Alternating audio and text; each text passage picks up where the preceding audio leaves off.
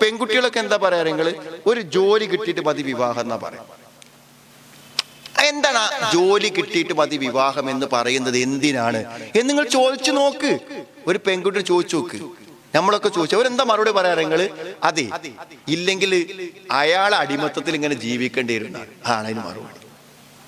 ഭർത്താവിന്റെ അടിമത്തത്തിൽ ജീവിക്കാതിരിക്കാൻ എനിക്കൊരു ജോലി വേണമെന്നാണ്. ജോലി നേടുന്നതിനല്ല നമ്മുടെ എതിരല്ല, പക്ഷെ ആ മനസ്സെന്താണ് അറിയങ്ങള്? ആ മനസ്സെന്താ വെച്ചാൽ എന്ത് ചെയ്യണം, എന്തിനു നമ്മൾ അയാളെ മൈൻഡ് ചെയ്യണം? നമുക്ക് ശമ്പളം അല്ലേ ആ മൈൻഡ്. എങ്ങനെ ഈ കാര്യം ആ കുടുംബജീവിതങ്ങൾ ആലോചിക്കുന്നത്? എനിക്ക് ഇയാളെ മൈൻഡ് ചെയ്യേണ്ട ഒരു കാര്യമല്ല.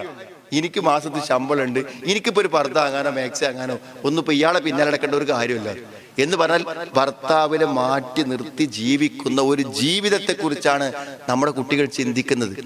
ജോലി ഇല്ലെങ്കിൽ കല്യാണം വേണം. പണ്ടൊക്കെ ആണുങ്ങളാ പറയുന്നത് ഒരു ജോലി കിട്ടിയിട്ട് കല്യാണം കഴിക്കാൻ. ഇപ്പൊ പെൺകുട്ടികൾ പറയണത് PG കഴിഞ്ഞ് ജോലി കിട്ടിയിട്ട് എനിക്ക് വിവാഹം വേണ്ടു എന്നാ പറയണത്.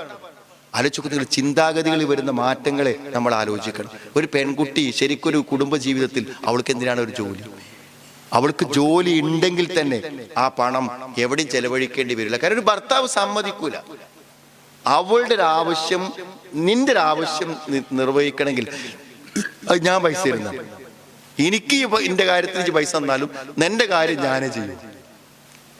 അങ്ങനെയാണ് ഒരു ഉത്തരവാദിത്തമുള്ള ഒരു ഭർത്താവിന്റെ ഭാഗത്ത് നിന്ന് അതേ ഉണ്ടാവുള്ളൂ. അത് അയാളുടെ അവകാശമാണ്. അവളെ കാര്യങ്ങൾക്ക് പണം കൊടുക്കുക എന്നുള്ള അയാളുടെ അവകാശമാണ്. മനസ്സിലായി? എന്നാൽ ഇന്നിപ്പോ സമൂഹത്തിൽ ആ ചിന്താഗതികൾ എന്ത് ചെയ്യാണ്? മാറി വരികയാണ്. വളരെ അപകടകരമായ ഒരു അവസ്ഥയിലേക്കാണ് ഓരോരുത്തരുടെയും മാനസികാവസ്ഥ.